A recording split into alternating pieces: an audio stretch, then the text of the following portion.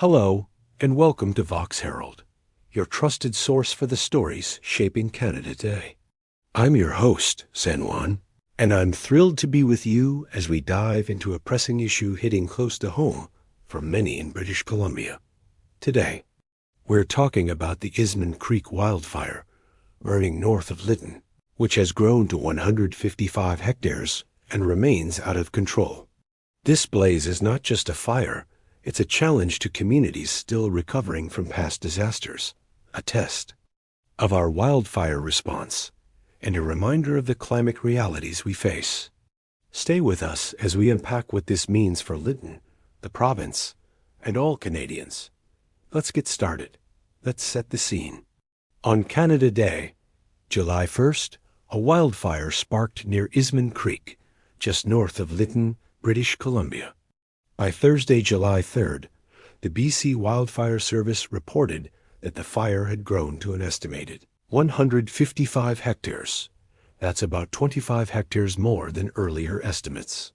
For context, that's roughly the size of 300 football fields.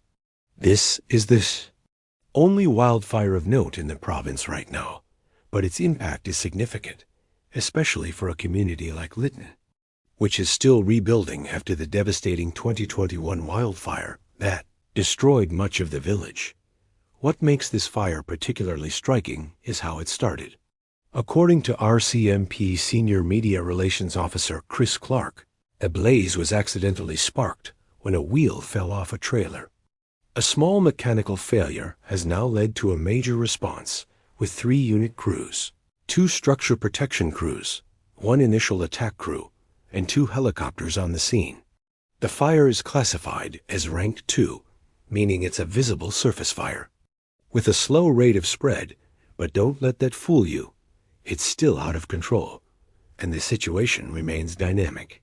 The Thompson-Nicola Regional District has issued evacuation orders for 3 properties along the Lytton-Lillooet Highway, forcing residents to leave their homes. 9 other properties are on evacuation alert, meaning those families need to be ready to move at a moment's notice. The Lytton First Nation has also issued an evacuation alert for Spintlam Flats 3, Lytton 3A, and Lytton 32, areas that are home to Indigenous communities with deep ties to the land. Adding to the challenge, Environment Canada has issued an air quality advisory, noting that smoke from the fire is causing poor air quality and reduced visibility in the Fraser Canyon, particularly around Lytton. Now, let's zoom out and look at why this matters to Canadians. Wildfires are a growing reality in Canada, with British Columbia often at the forefront. According to the Canadian Interagency Forest Fire Centre, BC saw over 1,600 wildfires in 2024 alone, burning more than 800,000 hectares province-wide. While the Izman Creek fire is smaller by comparison, its location near Lytton community, still scarred by the 2021 fire, raises questions about resilience, recovery, and our ability to adapt to a warming climate. Economically, wildfires strain local and provincial resources. The BC Wildfire Service's budget for 2024 was approximately $600 million. A figure that's been climbing as fire seasons grow longer and more intense. For a small community like Lytton, the costs are more than financial, they're emotional and cultural. Many residents, including members of the Lytton First Nation, lost homes and sacred sites in 2021. Another fire threat so soon after is a heavy blow. Socially, this fire highlights the disproportionate impact on rural and Indigenous communities. Lytton First Nation, for instance, is navigating not just the immediate threat, but also the long-term challenge of rebuilding trust and safety in a region prone to fires. The evacuation alerts affect families who may have already been displaced once before, raising questions about mental health, community cohesion, and access to support. Politically, the Izman Creek fire puts pressure on all levels of government to act. The BC government has been investing in wildfire prevention, with $1.2 billion allocated over 3 years for emergency management and climate adaptation. But is it enough? And how do we balance immediate response with long-term prevention, especially in areas like the Fraser Canyon, where dry conditions and high temperatures are becoming the norm? To dig deeper, let's look at the numbers and perspectives that shape this story. The Izman Creek fire, while relatively small at 155 hectares, is a microcosm of broader trends. Data from Natural Resources Canada shows that Canada's wildfire seasons have grown longer by about 2 weeks since the 1980s, driven by climate change. In BC, the average annual temperature has risen by 1.4 degrees Celsius over the past century, with the interior where Lytton sits seeing some of the most extreme increases. This creates drier forests, more flammable conditions, and a higher risk of human-caused fires, like the one sparked by that trailer wheel. Cross-referencing this with historical data, Lytton's 2021 fire was a wake-up call. That blaze, which destroyed 90% of the village, was linked to record-breaking heat, with Lytton hitting 49.6 degrees Celsius, the highest temperature ever recorded in Canada. The Izman Creek fire, while not yet as destructive, is a reminder that these events are not one-offs. They're part of a pattern. According to the BC Wildfire Service, 60% of wildfires in the province are human-caused, often by accidents like this one. This raises questions about prevention. Could better vehicle maintenance regulations or public awareness campaigns reduce these risks? Now, let's bring in a community perspective.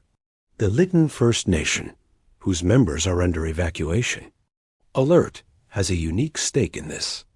Indigenous communities in BC manage vast tracts of land, and traditional knowledge like controlled burns has been increasingly recognized as a tool for wildfire prevention.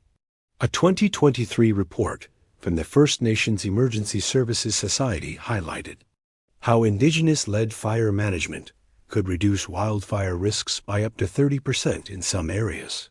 Yet, funding and policy support for these practices remain limited. For Lytton First Nation, this fire is not just a physical threat, but a cultural one, endangering lands tied to their identity and history.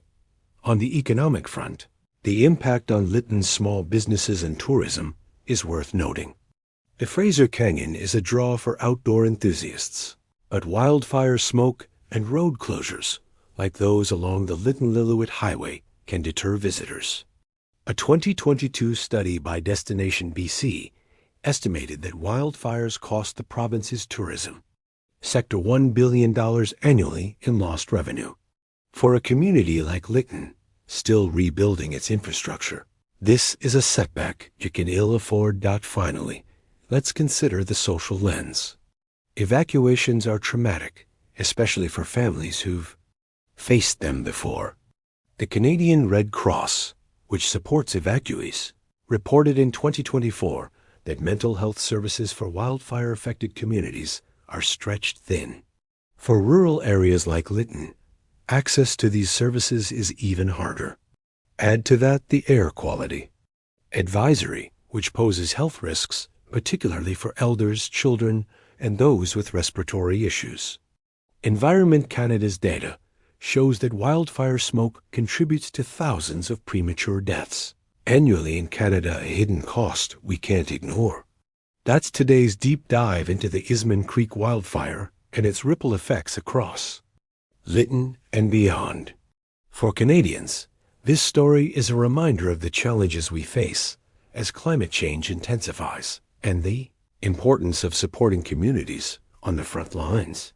From the resilience of the Lytton First Nation to the tireless work of our wildfire crews, there's a lot to learn and a lot to do. What do you think about how we can better prepare for wildfires?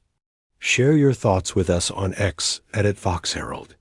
As we wrap up, let's hold space for the people of Lytton, who've shown incredible strength in the face of adversity. This is Vox Herald, and I'm San Juan. Stay informed, stay connected, and let's keep building a stronger, more resilient Canada together. Until next time.